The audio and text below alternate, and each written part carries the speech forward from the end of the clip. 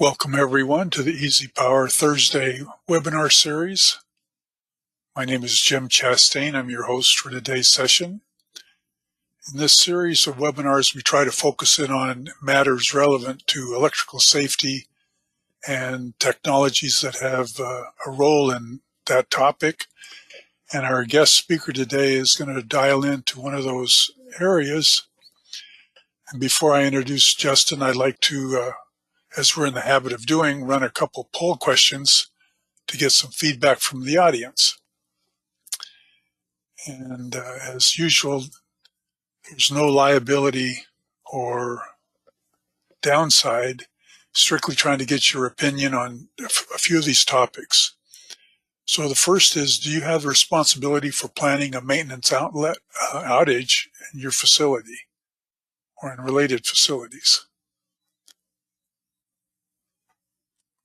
As usual, we'll be providing an attendance certificate for those that attended the webinar today. And if you have any questions during Justin's presentation, please use the question control box in the webinar control frame. So it looks like we're close to a quorum. Let's leave this open for another 5 seconds. All right. Here's how folks have weighed in on this question. Thank you. And the next question, and this one is one I'm very much interested in. For those of you that have performed an arc flash analysis or study using the old 1584-2002 version, have you seen changes from your initial arc flash results now that you're using the 1584-2018 standard? As I say, I'm very interested in what the response is because that was a real concern in 2018 when the new standard first came out. All right, let's leave this open for another 20 seconds. We're about halfway to a quorum. Try to limit our choices to 3 or less, and it takes a little longer for people to resolve when there's more than that. So this looks like we're close. Let's close the poll. And very interesting results. I do appreciate your feedback on all counts. Very good. Excellent. And then the last question, are you familiar with the concept of remote switching and racking for arc flash safety? Which is going to be the topic for Justin's presentation, or the focus. So I do expect kind of a wide variation in responses here. The last one was surprising how evenly distributed it was. We will try to allow time at the end of Justin's presentation for questions.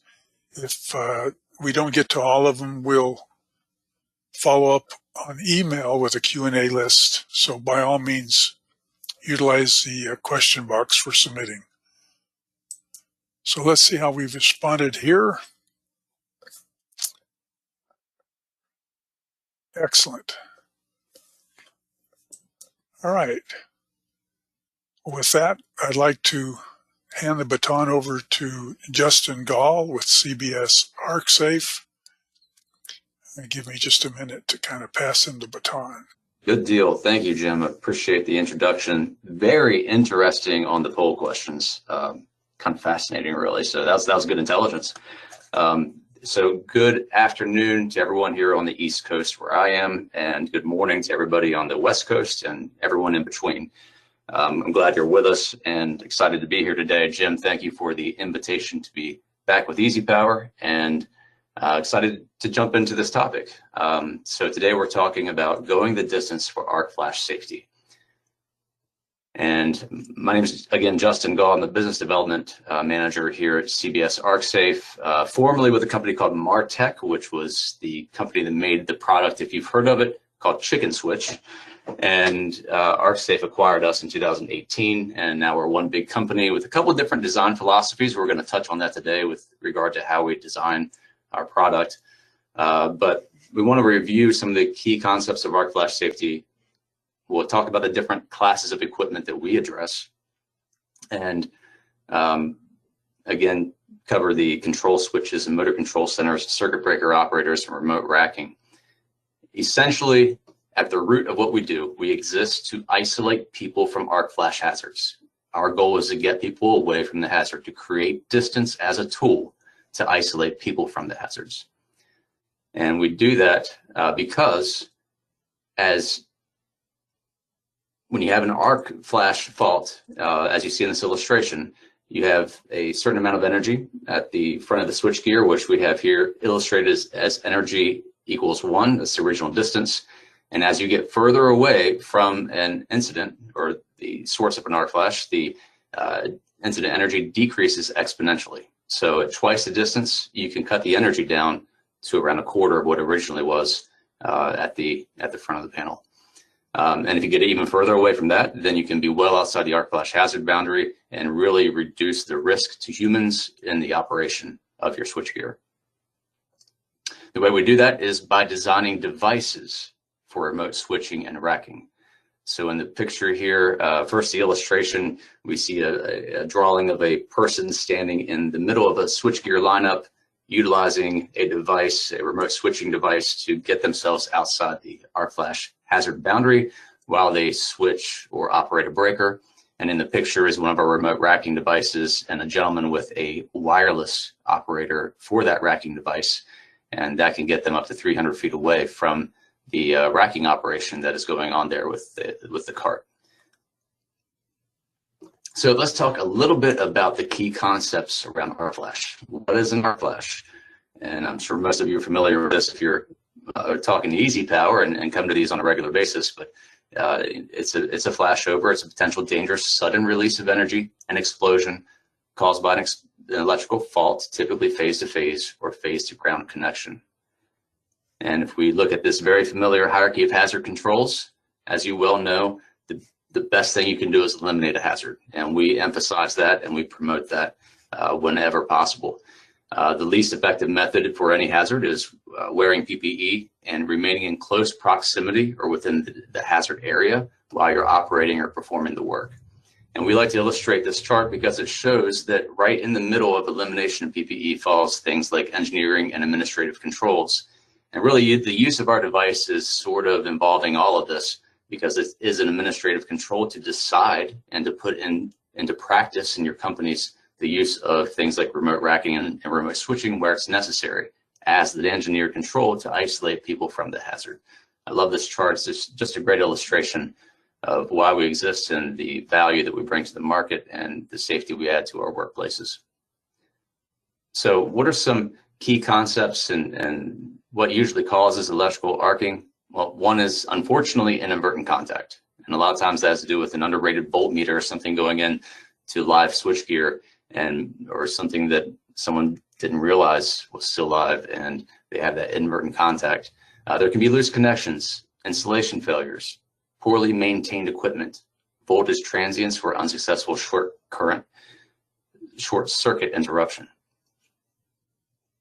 Some of the hazards involved with an arc flash include a pressure wave, especially when you have an enclosed environment. So you have maybe a door that's shut, and sometimes if it's not properly shut or not properly latched, or maybe there's incident energy that isn't routed in a safe direction using something like the new switchgear that directs the incident energy away. There can be moving parts, there can be doors flying open, there can be superheated ionized gases. Up to 35,000 degrees. You've got molten metal in the area of rapidly expanding copper that create breathing hazards, as well as toxic gases and fumes and light and noise. So one of the things we asked one of the poll questions around was what you see in terms of your electrical switchgear in regard to IEEE 1584 and the recent updates to that in 2018. Every 5 years or so, you've got to go back and just evaluate your electrical safety plan and not necessarily do an arc flash study every 5 years unless you've had a major change to your system. But since this has been updated, there's been some new considerations in play now as regarding the arc flash calculations. And a couple of the big ones that really affect us that we're familiar with are the changes implemented in 2018 around the inclusion of the enclosure size as a factor of the incident energy, as well as the orientation of the electrodes or the electrical bus bars inside the switchgear. And they could be mounted vertically or horizontally, and depending on that and the way it directs the energy, could have an impact to the numbers. We've had a few customers that actually reach out to us over the last couple of years as they've reevaluated numbers or maybe had a new arc flash study performed after these updates, and they're requesting equipment. And these were long-standing customers, and taking into consideration some of these changes and the enclosure size has changed the values of the arc flash. They're requesting new equipment for different switchgear that originally they really didn't consider an issue. And the enclosure size factor, it can really go one of two ways. It's not always increasing your incident energy, but it can also decrease it.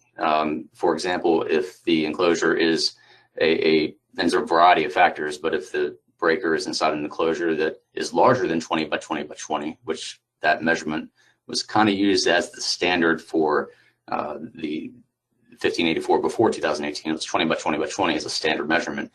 Now, if the enclosure is smaller than that, you might realize an increase in arc flash incident energy, or if it's larger than 20 by 20 by 20 and creating more room inside the enclosure, there could be a decrease in the incident energy at the front of the gear. And so we were curious in the poll, have you seen changes regarding that? And it looked like it was pretty evenly spread around the answers there. Some of the key concepts, the ways we reduce arc flash incidents that are available, you could reduce arc flash incident energy by reducing the available fault current, and things like current limiting devices, opening a tie where there's a dual power source, high resistance grounding where that works and is relevant. Using current limiting reactors, you could shorten clearing time with zone selective relays, using a maintenance switch or a bus differential scheme. You can certainly redirect blast energy with your arc resistant switchgear, and something that's relatively newer is arc sequencing switchgear. There are other prevention efforts such as just regular maintenance and making sure that everything's clean and adjusted and normal operating conditions exist. You can also watch for heat and using infrared scans, monitoring the insulation integrity again. But today we're talking about the adoption of remote operation, which can be used to install and extract switchgear and motor control centers, and the use of remote switching, which we're seeing a growth in the last 5 years. It used to be really focused on remote racking. That's where a lot of our business was. But we've seen this surge in remote switching requests from our customer base as well as some new innovations brought to us by our customers. And I'm going to show you a couple of those here later in the presentation. So remote switching and racking is really ideal for when you're commissioning new equipment. That's de-energizing and re-energizing in general. We have a lot of customers that say we probably don't need to use remote racking or switching because we de-energize, and that's fantastic. And the only question I would have is where in your system or in your switchgear lineup or in your panel do you do the de-energization? Where do you de-energize and re-energize? A lot of our customers are getting equipment for mains, and so it's usually applicable to the main, and things downstream they don't really worry about too much. But we see a lot of mains and fire pump panels. We're seeing a lot of requests for that. These are areas that are usually fed directly by the utility without much upstream overcurrent protection. So where do you handle that de-energizing and re-energizing? Again, ideal for areas with high incident energy. We have customers that use the benchmark usually at 40 calories. There's some conversation about whether 40 is the right mark, and that has more to do with the available fault current. And as you know, your arc flash value is really tied to that available fault current and the clearing time. You can isolate select equipment in critical systems. An example of that is if you imagine you have a critical lineup of equipment, maybe you can't shut down the entire lineup, but using remote racking and switching may give the ability to turn off a motor control center bucket, for example, remotely, rack it out with a remote racking tool, and then perform the maintenance that may need to happen out in the field, or maybe even do maintenance to the switchgear itself, and then rack it back in and switch it back on remotely. So this provides a way to isolate equipment in your critical environments and critical systems.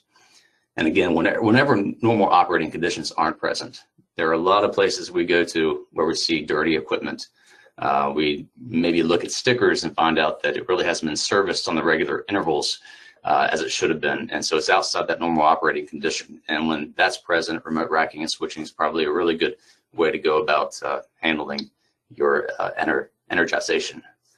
Looking at these arc flash labels here, you'll see that incident energy, again, we're looking at 43.8 calories on the one, and the arc flash sticker here on the lower right side illustrates the presence of a maintenance switch.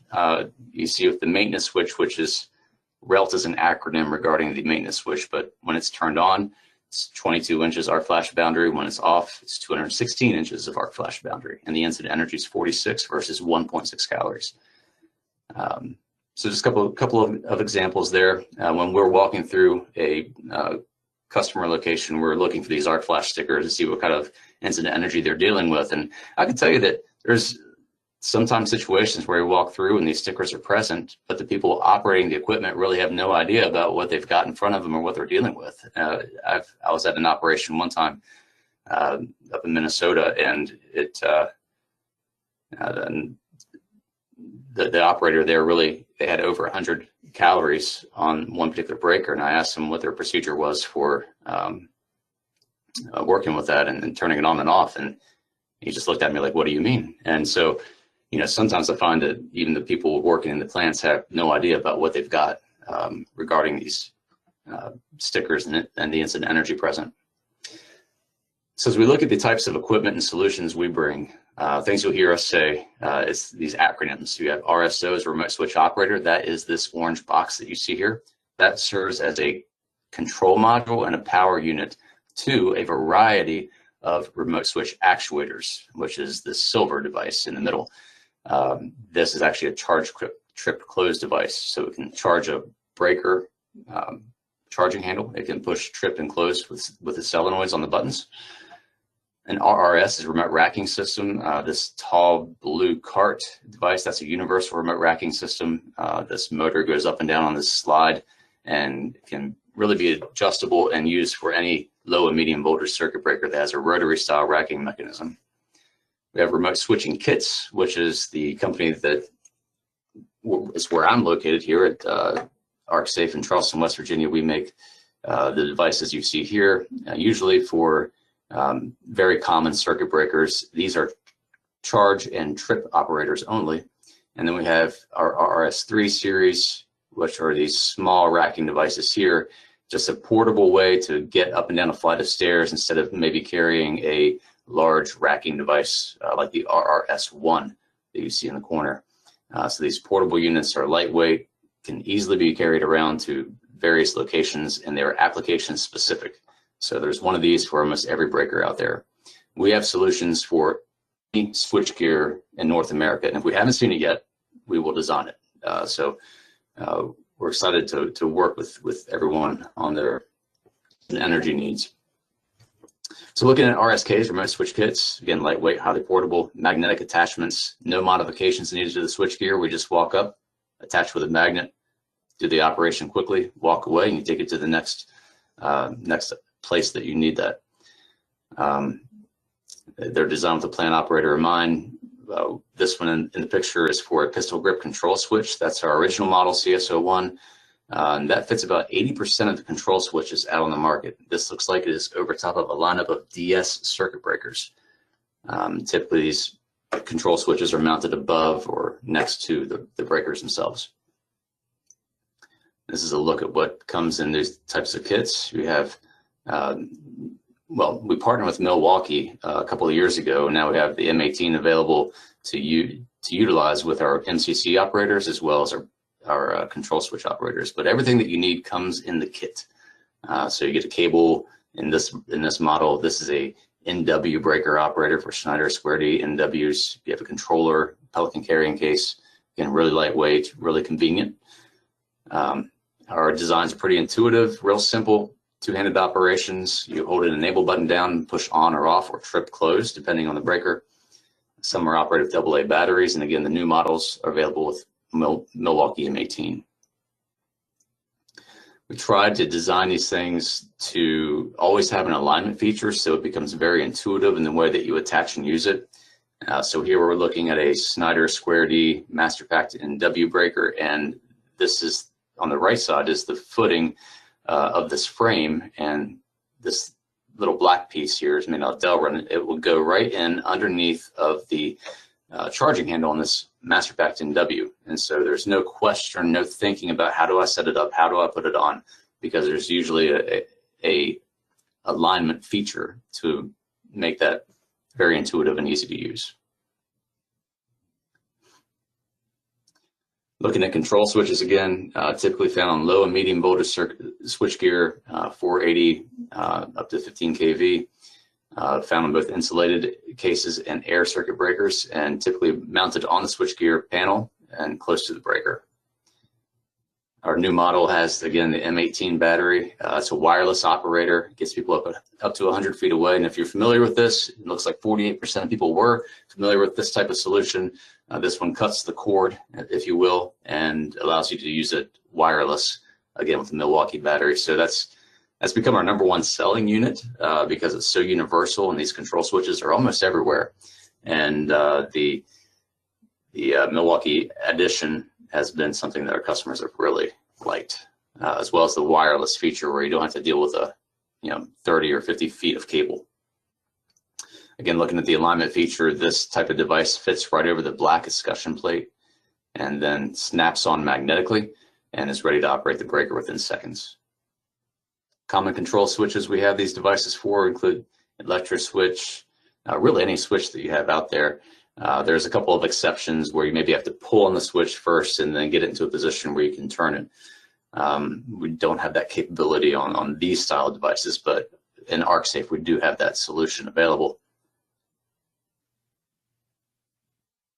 Looking at motor control center operators, when I joined the company, my dad was an electrician. He told me some stories, some scary stories about having to lay down and kick at a MCC handle because he was worried about it. And this was many, many years ago, and he was asking if we had solutions for motor control center buckets. And this is one of our first ones that we had available. Again, this is looking at a Square D Model 6 MCC. Again, attaches magnetically within seconds. There's 2 paddles that flip the handle up and down.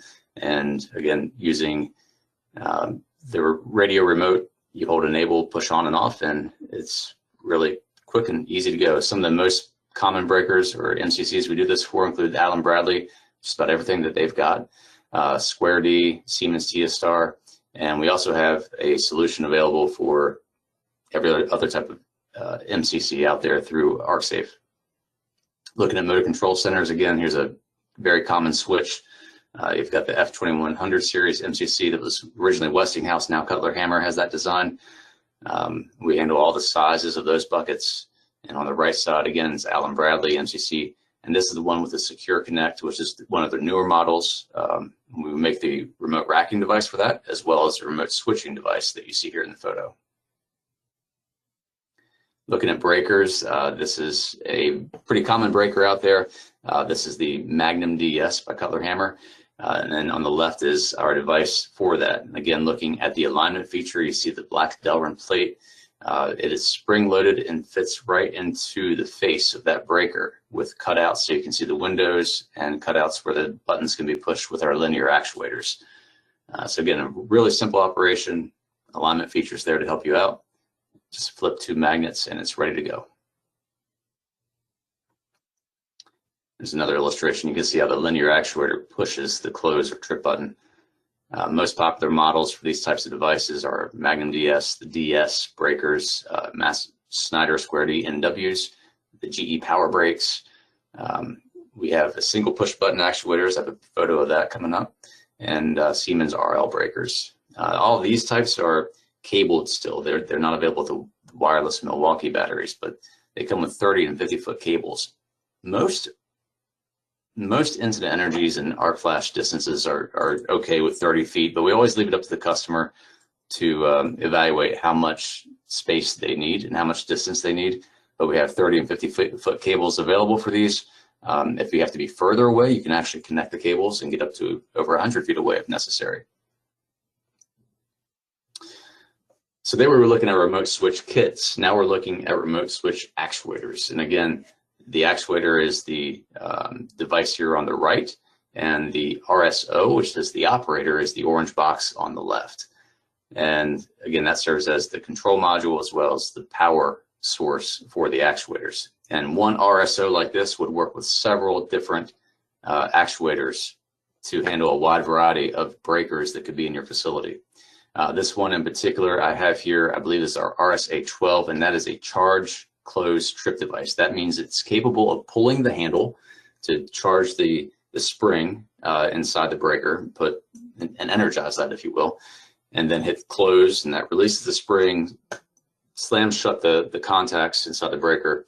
And if you need to trip it, you can hit trip on the button and using the wireless remote or the switch inside the operator and trip it. We like to emphasize that you have the capability to close and trip a breaker, because if you close it in, and let's imagine a situation where something goes wrong downstream, we want you to immediately have the ability to trip it without having to reapproach the breaker and maybe put yourself in harm's way to do that.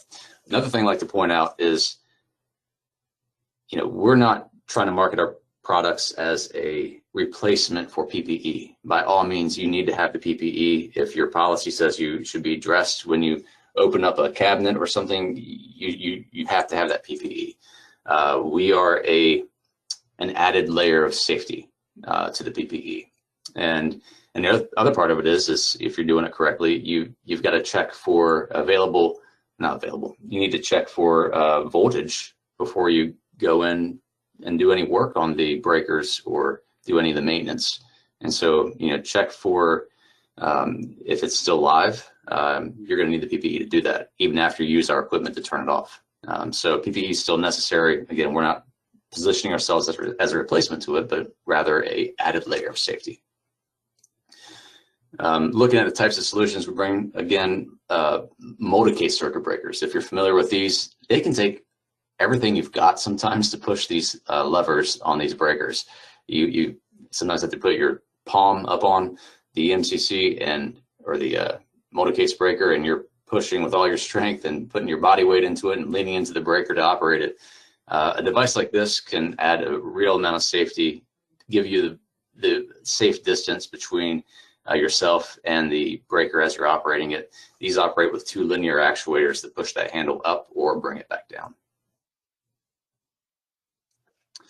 One of our newer solutions too includes pad-mounted transformers. We had a wind farm customer of ours say that they wanted the ability to actuate the switch inside the pad-mount transformer without the need to open up the right side of the transformer where you have maybe live bus bars there. And sometimes you have to open that right side up to get to the switch on the left side. And they wanted to avoid having to put their technicians in harm's way by opening all that up to get to the switch. And so they actually designed, if you look here on the right, this door port system that is attached to the outside of the, I think that's the low voltage side of the cabinet. And it's directly across or adjacent from the switch inside there. And then we stick an insulated hot stick through that door port. It lines up, it'll go back and interface with the switch inside the transformer. Then our device goes on the outside of the transformer and operates it. And the technician can stand well outside this arc flash hazard boundary for turning on and off these transformers at wind farms. These are also growing in popularity at solar installations. We also have solutions that you can actually open the door up and put the same device right up on the switch if that's the way that you wanted to do it. But transformers is a relatively new market for us, and this is one that's been created based on customer request. Again, single push button operators, these are often used for reset buttons. We don't market that this should be used as a device for closing or tripping a breaker, because this is a single actuator. We want you to have that ability to hit trip right after you close it. So we'd rather have, but without having to reapproach the breaker to to maneuver where this is positioned. So, it is available, but we really we monitor the use of this and where it's going for those purposes. Just a little bit on remote racking. As you know, that's drawing the breaker on and off the electrical bus bars. We have really two different methods we go to market with for that. One is a application specific remote racking, like you see in the picture on the left. That's for a very common Magnum DS breaker. This is a really cool device. It has a video camera that watches the position indicator on the screen of the handle where you're operating it, and you may be standing 30 or 50 feet away while you're racking that breaker out. Very lightweight and easy to install. The racking motor gets installed right through the racking window and engages the racking mechanism on the breaker, and then you're able to again stand out of the way, watch the whole operation on the video screen. If you need to stop and test position, you have the ability to do that. And it's also monitoring the torque on the breaker, and it's programmed to not exceed the shearing pin force inside the breaker. So, for example, on this breaker, if the shearing pin limit is 25 foot-pounds, if we start approaching 23, it'll actually shut itself off so we don't have any damage on the breaker. Over on the right side is our universal remote racking system. This is kind of the original flagship device for CBS ArcSafe. It's a pretty versatile device using some different tooling, which are really kind of extended sockets. You can have a variety of those to fit different breakers in your facility, and the racking motor simply engages with that racking tool. And then there's two modes of protection on this device. One is monitoring amperage, and we know and we tell you what kind of amperage settings to put in for racking out a select circuit breaker. And there's also a clutch, a mechanical clutch on the racking motor that you can set to say 20 foot-pounds to make sure it doesn't exceed that physically. And using those two modes of protection is how you protect the switchgear. But this is a very popular device out in the market. We have a similar looking device for MCC extractors that pull breakers and MCCs in a linear fashion that can pull them off the bus bars using extra attachments or push them back in. Just a little bit about our company and our products. We have customer service. We have shops around the country, field technicians available to come out and do site evaluations, to provide training. And on the topic of training, if you have our equipment and you've experienced turnover, we want to make sure that the OEM training is there for you, that the people that you have operating this stuff remain competent and confident in the use of the equipment. It's not uncommon that maybe you rack a breaker once a year. And so the knowledge set about how to utilize this if you don't use it, you lose it. That's true. We want to make sure that people stay comfortable, competent, and confident with the use of our equipment. We have a lot of online videos now through our YouTube channel to watch demos. We are starting to put QR codes on our equipment so you could actually scan a little quick demo video on how to use the equipment if you're out in the field and need a refresher on it. But we really like to get back in and make sure every 3 years this is something that is reviewed with your team. So if you've invested in this equipment, if you've got it, I can tell you for some of the stuff out there, it can be pretty intimidating to open the case up and try to figure out, how do I attach it necessarily? So you've got a bigger job to do. You have other things to do. Figuring out how to use your remote switching or racking device shouldn't be something that takes too much time. So let's keep people fresh on that and reach out to me if that's something that you're interested in, or if you've got our equipment and it's been a while since we provided training. That's something I'm big on and want to make sure that we're serving everybody the best we can that way. We offer over 800 unique items. We are doing modifications to things literally every day, new product, usually every month, for breakers all over the US and Canada for the most part. We do have a presence in several other countries, and a lot of times those are coming from US companies that want to keep the same electrical safety standards that they've got in the US as they go overseas. We work with them to make that happen. And Here's a picture of our YouTube video library. If you have a device that you're curious about or something you want to look up, or a breaker that you've got that you are wondering what is the solution for that, you can go to our YouTube channel, type in that breaker, and you'll find the video that shows how to use the equipment for it. We have a new division of our company that's getting into vacuum interrupter manufacturing. We'll be one of the only ones in the United States actually doing vacuum bottle manufacturing. We're starting to see vacuum bottles come to the end of their life, and so that's a new part of our company and a big push. A little bit more about us. We're CBS ArcSafe. We have a field services division available, and we have circuit breaker sales, which was kind of the mothership of this whole thing. And they've got breaker shops around the country. And again, vacuum interrupters is a growing company of ours that is focused on replacement of vacuum bottles as they fail. Here's my contact information. You have the ArcSafe website, again, our YouTube site, and we have demo videos every month that we promote on LinkedIn, and usually some really good educational and academic related talks from Finley Ledbetter and some of our engineering team that talk about the just general maintenance of breakers and making sure everything from acceptance testing through your ongoing maintenance is up to par, and kind of giving some pro tips on that. And so, Jim, that's what I've got, sir. If you have anybody has questions, I'd be happy to answer those and talk about it. Excellent. Yeah, we got a couple of questions that came in. This one from Elizabeth: are these switches beneficial with arc resistant gear? Yeah, so they are compatible with the breakers that may be installed inside arc resistant gear. If your arc resistant gear, I would say, is in normal operating conditions and is functioning as intended, then that's probably going to reduce the incident energy for the person that may be operating it. So without knowing more about the specific lineup or what kind of gear you got and what kind of breaker and what's upstream from it, I couldn't really say more than that. But if there is a specific scenario they'd like to look at or have considered, I'd be more than happy to take that offline or answer it in a separate email, or connect them with someone from our field services division who could look at it in more depth. All right. This question came in earlier. Which app? I thought you did a good job explaining the applications of the trip units and the racking, but which industry seems to be most involved with these types of applications? Oh, well, yeah. So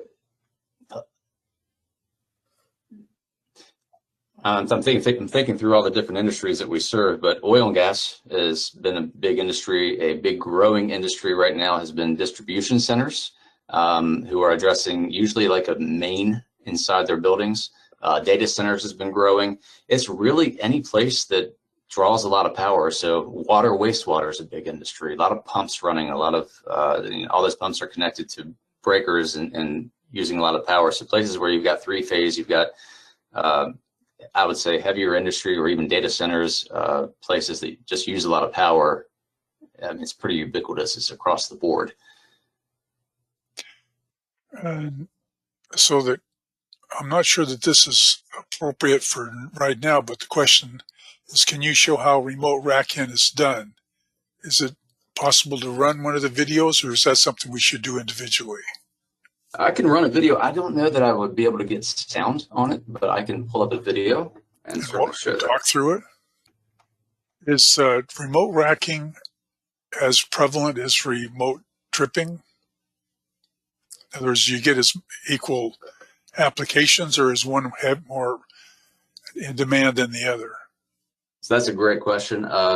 Remote switching, or just tripping and closing breakers, has been growing pretty significantly, but it's done more frequently. So someone might switch a breaker even daily. So the frequency is greater with switching. Remote racking, on the other hand, is usually done when there's a maintenance day or a shutdown at a plant, and that may only come around once or twice a year.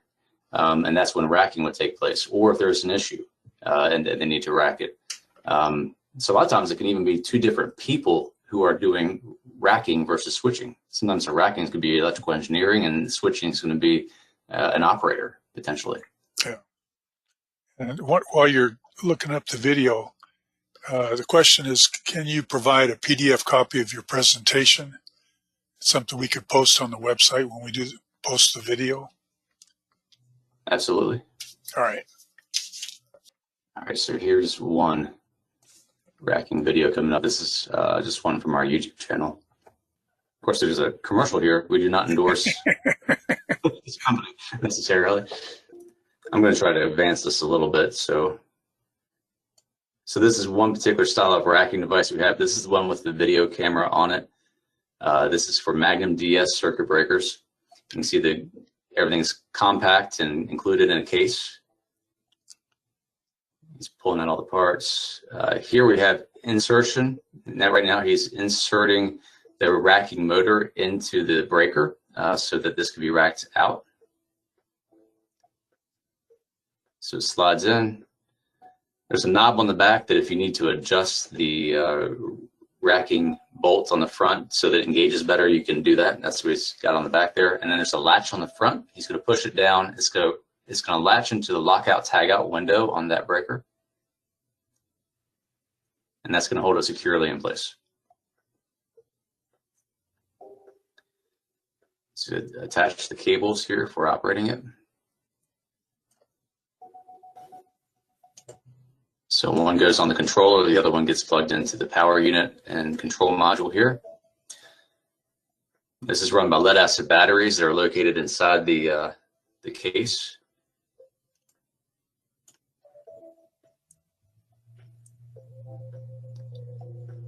So you can see that the video came up. It's positioned on the racking motor. It's looking at the racking position indicator. We like to emphasize two hands when you're racking or switching, so you're not walking with the controller in one hand and walking with the actuator in the other and pinch yourself. But two-hand operation, you hold enable, and you hold rack out. And so this motor's turning. It's turning the racking mechanism, the screw inside the breaker that pulls the breaker out and away from the bus bars.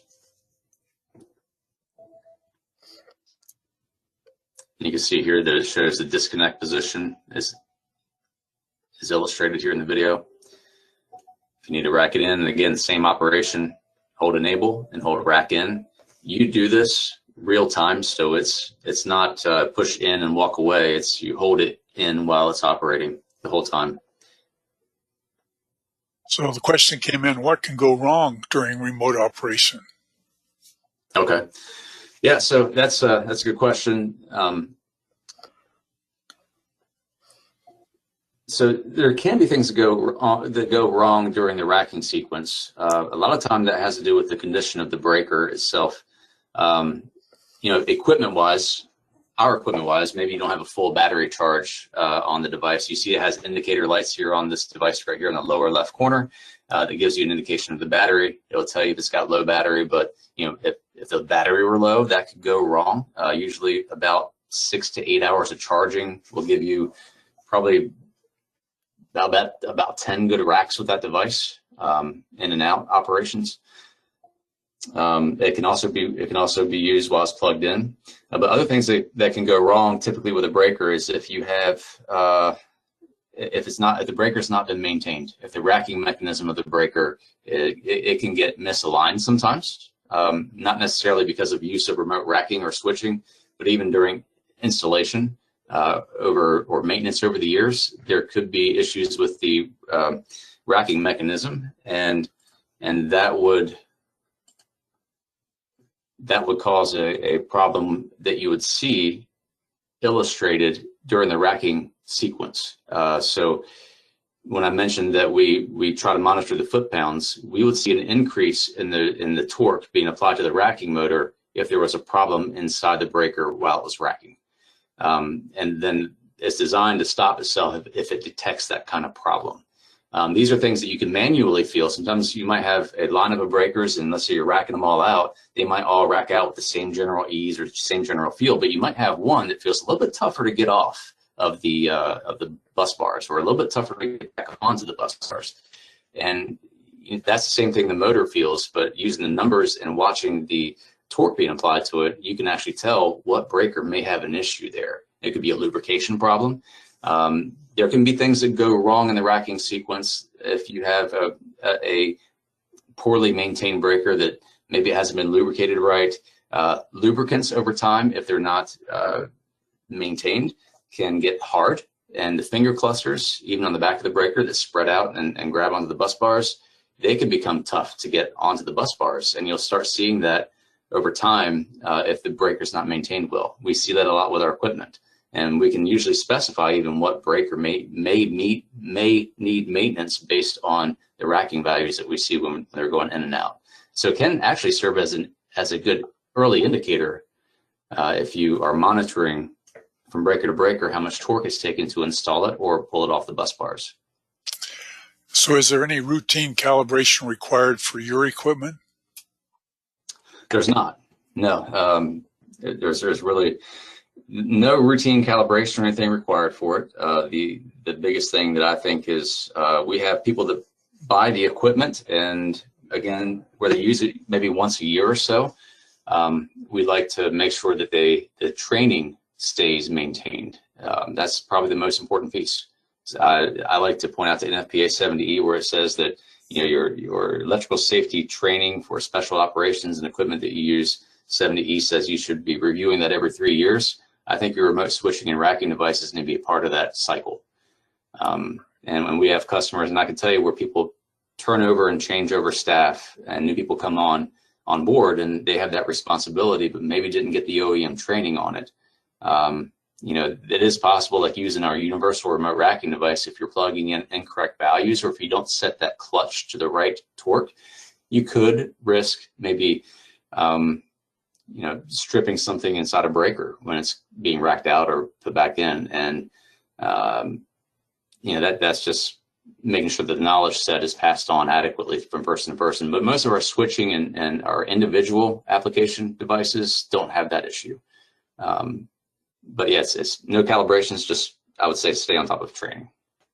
So is there a level of arc flash exposure or voltage that people would use remote controls more than others, more than lower values? Yeah, usually most of our customers a lot of our customers take a universal approach throughout their systems, and they say if it's 40 calories or higher, which is typically a mark for PPE. Now there is 100-calorie PPE out there. I don't know how enjoyable that is to wear and use, especially outdoors or in hot environments. But usually that 40-calorie point is where someone says, if remote switching and racking is available, then we're going to do that, and that's the point that they choose. There's been some discussion, like for example, IEEE, about whether that 40-calorie mark is correct or if it needs to be looking more so at fault current. Don't quote me on that, but I think that's the way the conversation was going. Either way, 40 calories or anything getting close to that is usually the mark where someone says remote switching and racking is going to be for us. Justin, that was a very good presentation. Thank you very much. Well, thank you, Jim. I appreciate it. And thanks for everybody for hanging in there and listening. And if anybody has any questions, I'll be available through email or through Jim. All right. Have a good day, everyone. We look forward to working with you down the road.